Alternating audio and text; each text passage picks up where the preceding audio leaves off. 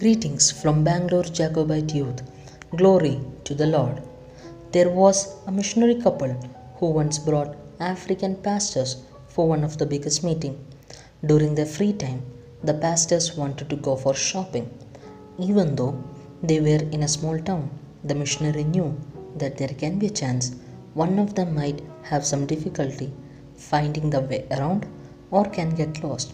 So the missionary gave each pastor his mobile phone number in case of an emergency. In less than an hour, the missionary's mobile phone rang. The pastor had called him from nearby telephone booth and he said that I am lost. The missionary replied, hang the phone down, go to the street corner, find out the names of two streets and come back and just tell me. In a few minutes, the African pastor returned and reported, I am at the corner of walk and don't walk. This is the trial of our life. Sometimes we feel lost and unstable. Sometimes we feel directionless. Sometimes we don't know which way we should turn. Sometimes it seems that there are no other good option. But God often allows this trial in our life so we will completely lean on Him and experience stability through His strength. This is eventually depicted in the book of Job, chapter 23, verse 10. He knows the way that I take. When He has tested me, I shall come forth as gold. God still observed Job very carefully and had not forgotten him. God had a purpose in the crisis, and the purpose was not to punish Job. God would one day bring the trial to an end. So Job went into this furnace of affliction, an innocent, righteous man. He came out to be the same. His character lost nothing of its value, nothing of its luster.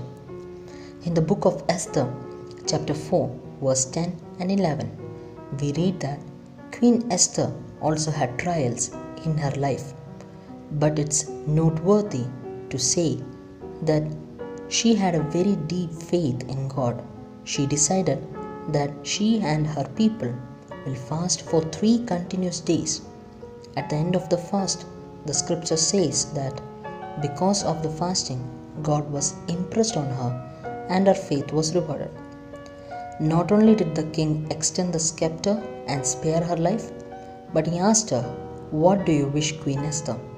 What is your request? It shall be given to you, up to the half of the kingdom. A real spirit of Christianity should not dread trials. Have faith in Almighty God. It will not hurt him, but it will benefit him. He will be more triumphed at the end of his test. During these Lenten days, we will be also put under trials and tribulations. If we keep our faith and trust in Him, we can sustain those trials.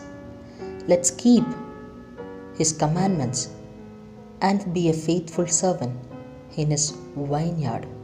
May these days be a spiritual, faith-strengthened, thoughtful experience for all of us. God bless you all. Amen.